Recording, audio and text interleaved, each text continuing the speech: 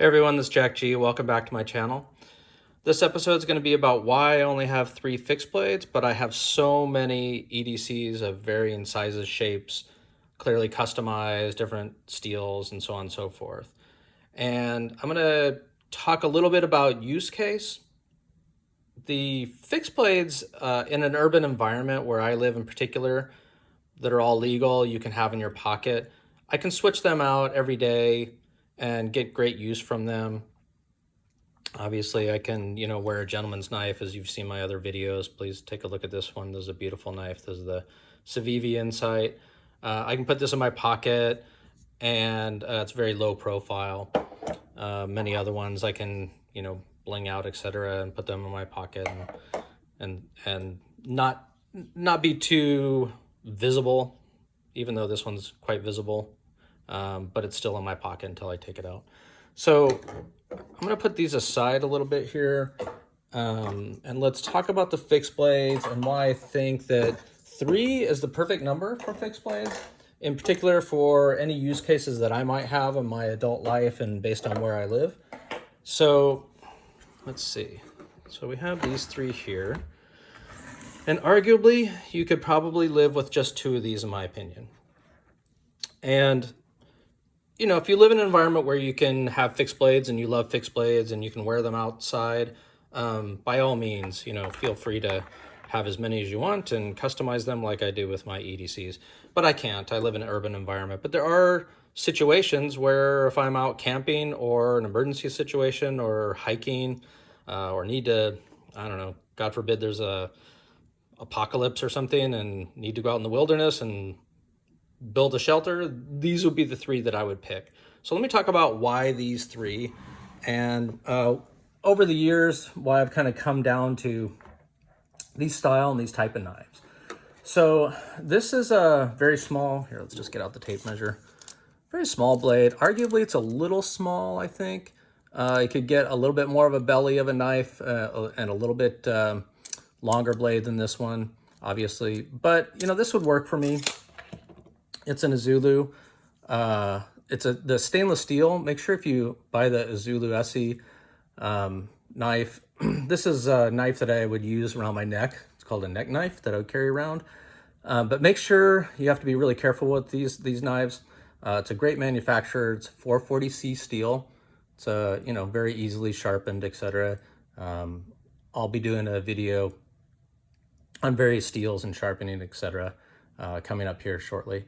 It has a decent belly for slicing, if you're preparing food or even dressing out an animal or something, some good jimping on around here. Very, very nice in hand.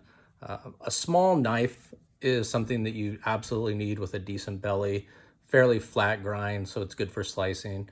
The stainless steel is good, obviously, if you're out in the wilderness, to avoid corrosion, rust, etc.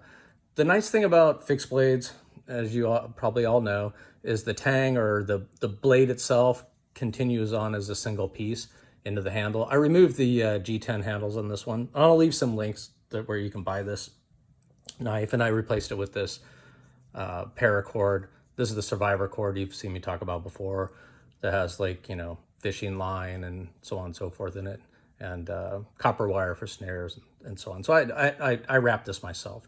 But this is kind of a must-have in my opinion, and sort of out in the wilderness survival environments. And let's see, here's the sheath for it. Let me put this on frame, but it comes with a nice little sheath, excuse me. Bought this on Amazon. I put this is like a $2 magnesium and a fire starter, and then a simple knife sharpener that I put on here. And basically you just wear this around your neck, so with the breakaway tie there, so you don't choke yourself with this, and then another ferrocium rod for sparks. So with this knife alone, I think it's a must-have. You throw around your neck, super lightweight, and you can start fires with it. So I think as far as a fixed blade goes, this is a must-have, a small knife with a decent belly, basically, for out in the wilderness. So this is a must-have. There's one.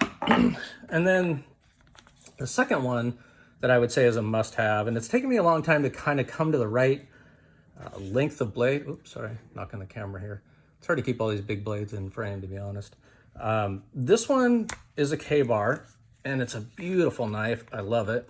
I should probably just do a separate review on this, but it's a Kydex sheath, which is nice. So it's not leather, won't, you know, degrade, and doesn't break down over time. And take a look at this one. This has the serrated edge as well, so you can cut rope. It's a D2 steel, which is a beautiful steel. This will be featured in my one of my videos on steel and sharpening coming up here. It doesn't have the best corrosion resistance, so I have it in a black coating to help with that corrosion resistance. This one is used by almost all the armed forces, I believe, and the Marines way back when. This is kind of the next generation where they've upgraded this from, it used to be a little thin piece of steel, which is important, I think, and we'll talk about that with this length of blade. If you're batoning wood, in other words, if you're kind of making kindling or something like that, or even chopping down a small tree, you can take a piece of wood and beat the back of this. But if you hit this a lot, and it was very thin in the original version, this is kind of the next generation version, you would beat this up quite a bit. So this is much thicker. See, I don't know if you can tell exactly how thick that is, kind of against my thumb. The handle as well is an upgrade. What do they call that? It's called gosh, let me see. What is that called? I think it's called, I don't know if I have it handy here.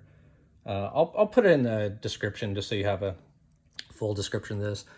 Super nice size blade, fits well in hand, perfect for building shelters and all kinds of things. You wouldn't necessarily want to dress out an animal with this because, you know, look at this clip point here. It's very pointy. But that's handy for a number of other things. But it has a tang. The blade comes through here. It's kind of a rat tail, kind of tapers down into here. In fact, here you can see the back of it here. In fact, I think this is designed, you could probably put this on as a bayonet on a gun as well still. But you can use this thick side to hammer down, etc. So this is kind of a must-have, and let's get the tape measure out here.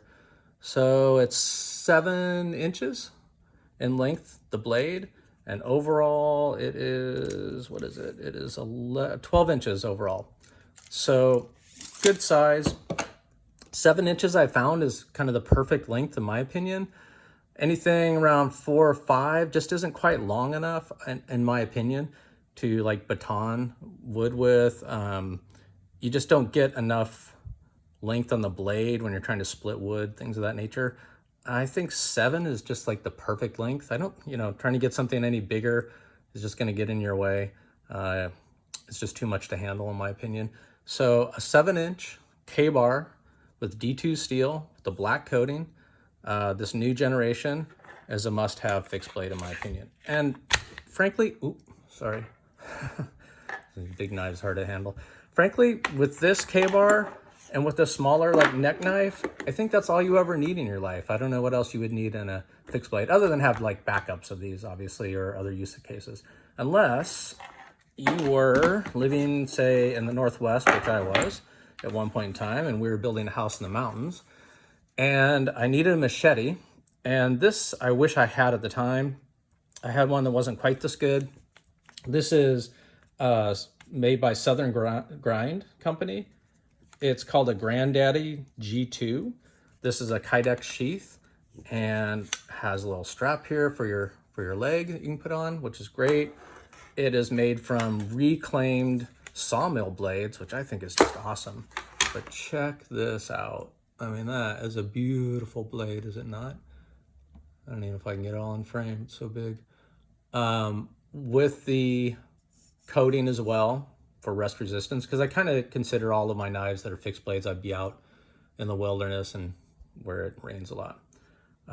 But this is reclaimed sawmill blade. They heat treat this to make it harder, which is kind of cool. And it has G10 scales, which is super good quality, and they're beefy. It's heavy, so you get a lot of weight with this thing. So anyway, this is the Southern Grind. Let's do a quick measurement on that, and then that's probably gonna do it for this video. 10 and a half, it's a little bit more, 10 3/4-ish length on the blade alone. So good machete. Overall length, goodness, 16 and a half. So arguably you wouldn't need this, but you could make shelter with this, and it's great for chopping down and clearing brush. So I would say the only fixed blades that I will ever need for the rest of my life are the Southern Grind, the K-Bar 7-inch, and something like this, some neck knife like this as well. God, I keep hitting that camera, I'm really sorry.